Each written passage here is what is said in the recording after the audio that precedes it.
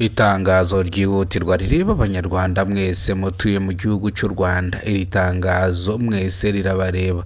RDB yatangaje yuko mu gihe bagiye kwita amazina ingagi zisaga 40 harimo 18 zavutse mu mwaka w'ibihumbi cyangwa wa 2024. Bivuze yuko rero ingagi zigiye kwitwa amazina. Bivuze yuko ingagi bagiye kwita amazina zisanga 40 harimo 18 zavutse mu mwaka w'ibihumbi 2024. Bivuze ko rero iri tangazo mwese rirabareba nk'abatura Rwanda, abantu mushaka kumva amazina y'ingagi cyese izi ngagi bazazita ryari. Ni mugihe rero mugiye gukurikirana kino kiganiro paka kirangiye, bitewe nuko nimba mushaka kumva amazina y'ingagi. Ni ukuvuga ngo ingagi zituye mu karere ka Musanze hariya mu misozi mu birunga, niho ingagi zituye. Niyo mpamvu rero ndano kugira ngo mbasobanurire amazina y'ingagi cyangwa amazina bazazita n'igihe bazazitira amazina. Rero nimba aribwo bwa mbere ugeze kubona umuyoboro wa Kidasamura TV Rwanda, kora subscribe, ufungure inzogera kugira ngo uzajye ubasha kubona amakuru mu gihugu cy'u Rwanda kandi yizewe.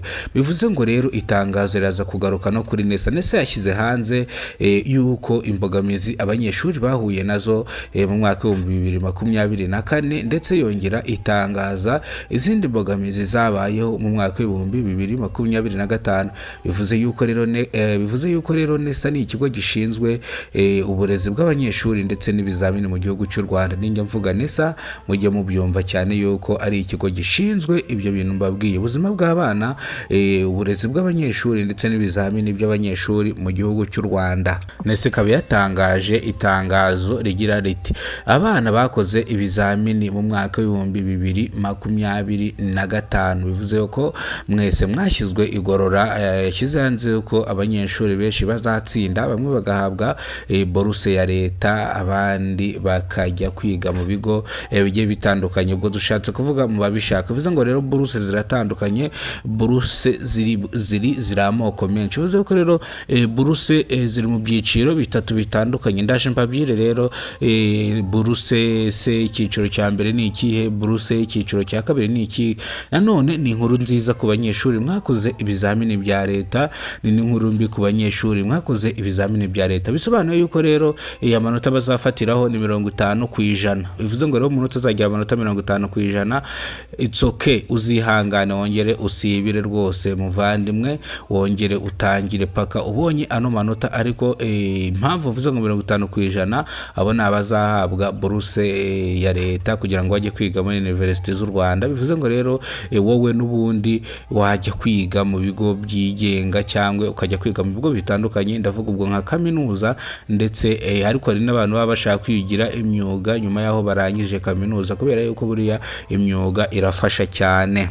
Impamvu bino ndi kubibasobanurira no kugira ngo mubimenye nk'abanyarwanda, ndetse iri tangazo mujye mumenye ko yuko mwese rirabareba aho muva mukagera. Bivuze ngo iwawe nimba ufite abanyeshuri cyangwa garafurere wawe cyangwa mushiki wawe ari umunyeshuri, ibingibi uba ugomba gutaha ukabimubwira, ukamubwira imbogamizi zabaye mu mwaka wa 2025, ukamubwira n'izabaye mu mwaka wa 2026. ariko ngiye kubabwira imbogamizi zabaye mu mwaka wa 2025. Bivuze ngo habayeho ihindagurika ryo gukora ibizamini. Mu gihe batangiraga ibizamini mu masaha ashyira saa moya za mu gitondo, ariko ubu ngubu ibizamini bikaba byarakorwaga mu masaha ashyira sangahe,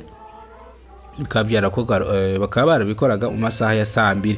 Bivuze ngo hajeho imbogamizi zitandukanye. Nanone nongera kukubwira yuko abanyeshuri bari bararakaye. Mu karere ka Huye hari umunyeshuri waje mu kizamini ndetse afite icyuma, avuga ngo narangiza gukora ikizamini aragitera umuntu. Mwumve rero ibintu byabaye mu mwaka wa 2025. Ariko no munyeshuri yajyanye kuri sitasiyo, ariko bahamusangisha impapuro kugira ngo akore ikizamini, kugira ngo ataza gucikanwa n'ikizamini, akavuga yuko yahuwe n'imbogamizi, akaba ariyo mpamvu atakoze ikizamini. Bivuze ngo rero tugiye kugaruka nanone ku bijyanye no kwita amazina ingagi, ariko reka nze mbakorera ikiganiro kirambuye ku byerekeranye n'ingagi, kubera yuko biriya biri mu byemezo by'inama y'abaminisitiri. Bivuze ko rero ngiye kubivuga ukwabyo, nkabasobanurira amazina y'ingagi, nkanabasobanurira uburyo kibazazita, ese bazazita ryari, ese amatariki ni ayahe, umwaka ni uwuhe. Bivuze bivuze yuko rero nabyo ngiye kubibabwira mu kiganiro ngiye gukora mu kanya kijyanye n'ingagi cy'ibyemezo by'inama y'abaminisitiri. Bivuze yuko rero ngiye kugikora. Rero reka no makuru mbe nyasubi cyanga ryari itangazo rya NESA ndetse n'itangazo rya RDB rero niyo yatangaje ko bagiye kwita amazina ingagi. Bivuze yuko rero murararikiwe n'iki kiganiro kuri Kidasamura TV Rwanda mugiye kwita mubibona mu kanya. Bivuze ngo ni ibyemezo by'inama y'abaminisitiri, ibyo byose babikubiyemo. Murakoze cyane, Imana ibarinde kandi ibahe ubuzima buzira umuze. Nimba ubwo bwa mbere ugeze kuno muyoboro wa Kidasamura TV Rwanda, ukore subscribe, ufungure inzogera kugira ngo uzajye ubasha kubona amakuru mu gihugu cy'u Rwanda. Kidasamura ni international, ni ihuriro ry'ibiganiro bitandukanye mu gihugu cy'u Rwanda. Kidasamura ifite abambasaderi batandukanye mu gihugu cy'u Rwanda: Nyanza, Nyarugenge ndetse na Kicukiro, Gasabo, Nyamata, Nyagatare, Rwamagana, Ryabega ndetse Gikongoro, Nkoma, Nzega, Rusizi, Taba ndetse na Bweyeye. Bivuze ko Kidasamura ni branch nini cyane. Rero nongera kubifuriza ubuzima buzira umuze kandi nongera kubaragiza Imana ibandindire.